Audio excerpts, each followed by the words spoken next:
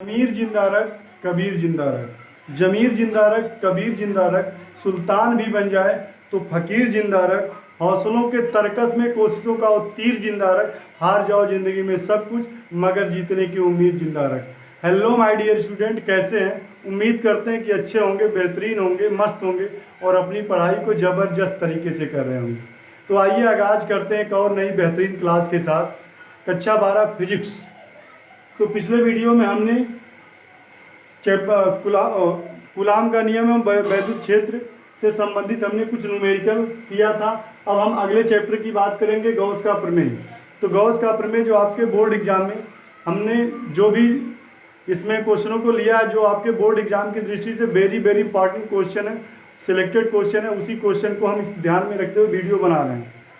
तो यहाँ पे आपको गॉस की प्रमेय हर साल बोर्ड में पूछा जाने वाला क्वेश्चन है। गॉस की प्रमेय क्या है और गॉस का प्रमेय प्रूव कैसे किया जाता है। तो ध्यान देंगे गॉस की प्रमेय।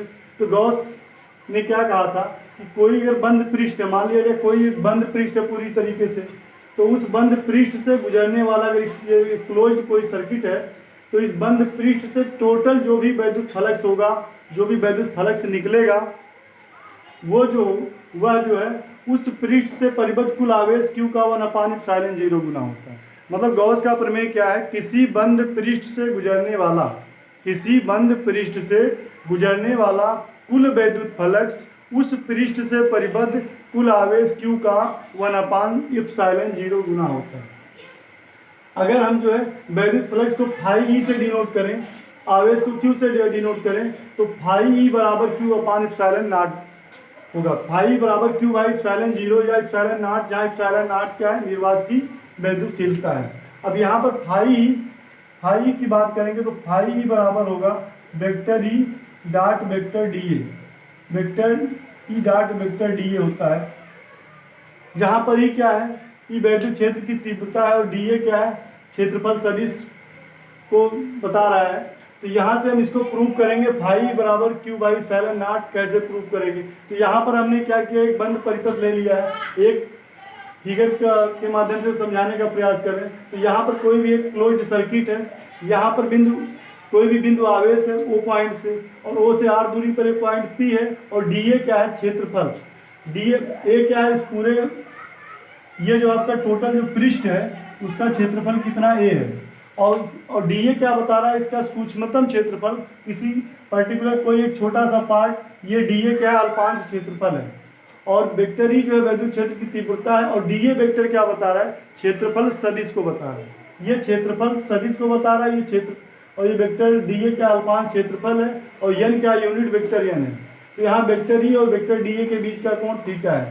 तो कोई भी मान लो, यहाँ पर हमने क्या बताया कि माना कोई बिंदु आवेश Q किसी बंद पृष्ठ A के भीतर बिंदु O पर स्थित है। यहाँ पर बिंदु O पर स्थित है, माना पृष्ठ A पर, इस पृष्ठ A पर जो है, पृष्ठ A पर कोई बिंदु P है, यहाँ पर जो P दिखाया गया है, जो O से R दूरी पर है, O से R दूरी पर यहाँ पर एक पॉइंट P लिया गया है।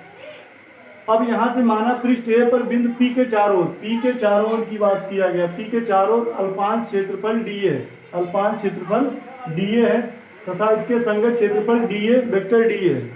संगत क्षेत्रफल क्या? Vector dA। तब हम क्या करेंगे? तब यहाँ से चलेंगे तो प्लस Q आवेश के कारण बिंदु P पर वैद्युत क्षेत्र की तीव्रता।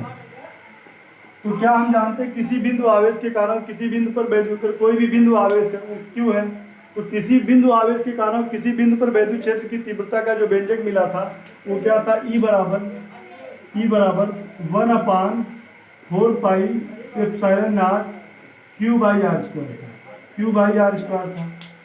तो अगर यहाँ पे कोई भी बंद परिपथ है, आवेश Q है, और R डिस्टेंस पे, R दूरी पर एक पॉइंट P है, तो पॉइंट P पे हम तीव्रता निकालना चाहें तो पॉइंट P पे तीव्रता क्या होगी? E बराबर 1/4πε0 Q/r²। यहाँ भी आवेश Q है और उनके बीच की डिस्टेंस, वहाँ भी R थी, यहाँ भी R है, तो E बराबर 1/4πε0 Q/r² आ गया। Q/r² आ गया। इसको हम इक्वेशन नंबर फर्स्ट की बात करेंगे। अब यहाँ पर हम क्या करेंगे? यहाँ से हम क्या करेंगे? वैद्युत फ्लक्स का मान निकालेंगे। तो चूंकि लिख देंगे वेक्टर ई और वेक्टर डी। चूंकि वेक्टर ई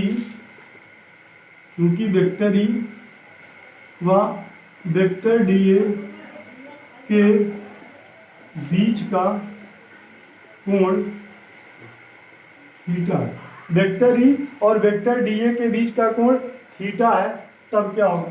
तब हम जानते हैं फाई ई बराबर होता है vector E dot vector A. Vector A ये होता है वैद्युत फ्लक्स का जो फार्मूला होगा, फाई बराबर vector E dot vector A. मतलब वैद्युत क्षेत्र की तीव्रता का जो वैद्युत क्षेत्र की तीव्रता और क्षेत्रफल सदिश दोनों का डॉट प्रोडक्ट जो होगा वो वैद्युत फ्लक्स के बराबर होगा। एक रिजल्ट है, हमने इसको डिस्कस नहीं किया। तो वैद्युत फ्लक्स फाई बराबर क्या होता है vector E dot vector A. वैद्युत फ्लक्स का मात्रक वोल्ट मीटर होता है, कई बार एग्जाम में पूछा गया। तो फाई बराबर vector E dot vector A. तो ये फाई टोटल की बात क्या है, हमने यहाँ से अगर डी कर दें, किसी पर्टिकुलर इस पॉइंट की बात किया गया है, तो इस बिंदु पर अगर हमको वैद्युत फ्लक्स निकालना तो डी का यूज करेंगे। डी का मतलब हो गया अल्पांश जो है वैद्युत फ्लक्स की बात किया गया। अल्पांश का मतलब इस जगह की बात किया गया। तो डी फाई बराबर वेक्टर ई डॉट यहाँ वेक्टर डी ए भी कर लेंगे। जब वैद्युत फ्लक्स कम निकलेगा तो भाई क्षेत्रफल सदिश भी वेक्टर डी ए हो जाएगा। तो डी फाई बराबर क्या होगा vector E dot vector d ए। तो चूंकि हम क्या जानते हैं कि ए डॉट भी कहीं लिखा गया है, दो सदिशों का अदिश गुणनफल क्या होता है, वेक्टर ई डॉट भी बराबर होता है A B cos theta. Vector E dot भी बराबर कक्षा 11 में पढ़ चुके हैं, ए बी cos थीटा होता है। तो डी फाई बराबर क्या होगा vector E dot vector d ए। तो इसको हम ई डी ए cos थीटा लिख देंगे, जहाँ ई क्या है वेक्टर ई का रिजल्टेंट है और डी ए क्या है वेक्टर डी ए का रिजल्टेंट है, और थीटा क्या है, थीटा क्या ई और डी ए के बीच का एंगल है। चूंकि ई और डी ए के बीच का एंगल थीटा है, तो पॉइंट पी पे जो वैद्युत फ्लक्स होगा डी फाई बराबर क्या होगा vector E dot vector d A बराबर E d A cos theta.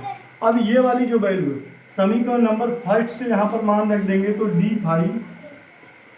D phi बराबर ई का मान यहाँ से रख दें, तो ई का मान आ जाएगा 1/4πε0 के क्यू बाई आर स्क्वायर। ई की वैल्यू हमने यहाँ से रख दिया और यहाँ पे डी ए cos थीटा। अब यहाँ से क्या करेंगे, तो डी फाई ई बराबर क्यू का हम इसमें मल्टीप्लाई कर दो, q upon 4πε0 D A cos theta by are square. D A cos theta by are square आ जाएगा। अब हमको थोड़ा सा यहाँ ध्यान देंगे, d A cos theta by are square कहाँ तक आ रहा है।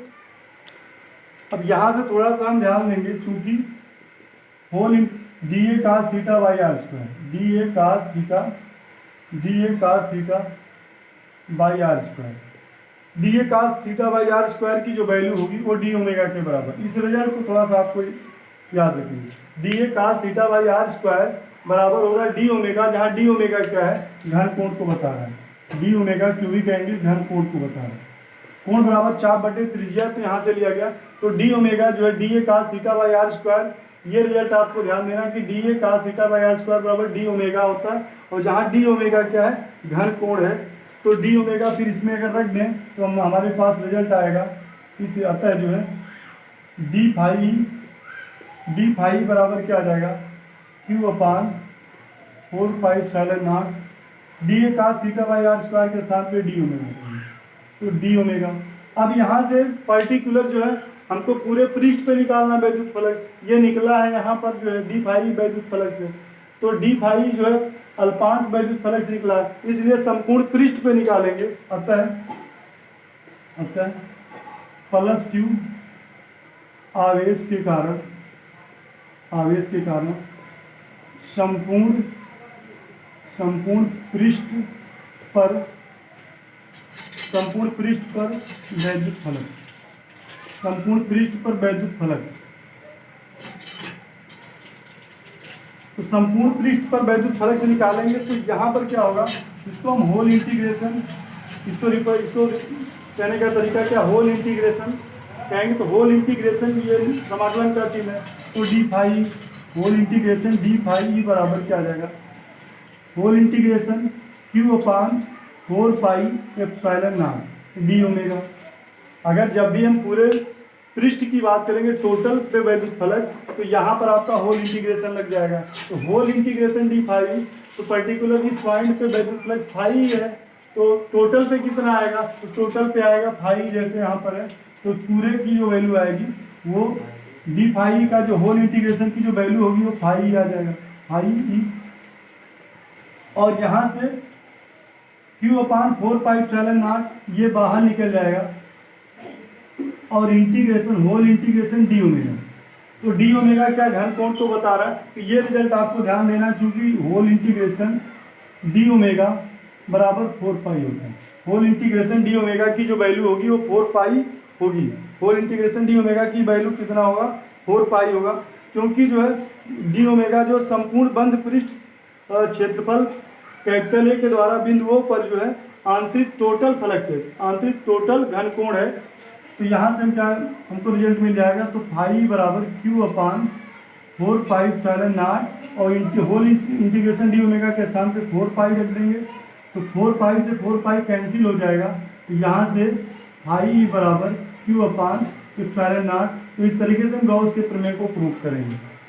तो यहाँ से गॉस के प्रमेय के लिए सबसे पहले हम एक बंद पृष्ठ बनाएंगे, कोई बिंदु आवेश O रखेंगे, उस पर आवेश Q है, R दूरी पे पॉइंट P को रखेंगे, यहाँ पर जो अल्पांश क्षेत्रफल D है और क्षेत्रफल सदिश वेक्टर D है, और वैद्युत क्षेत्र की तीव्रता वेक्टर E, दोनों के बीच का एंगल थीटा रखेंगे।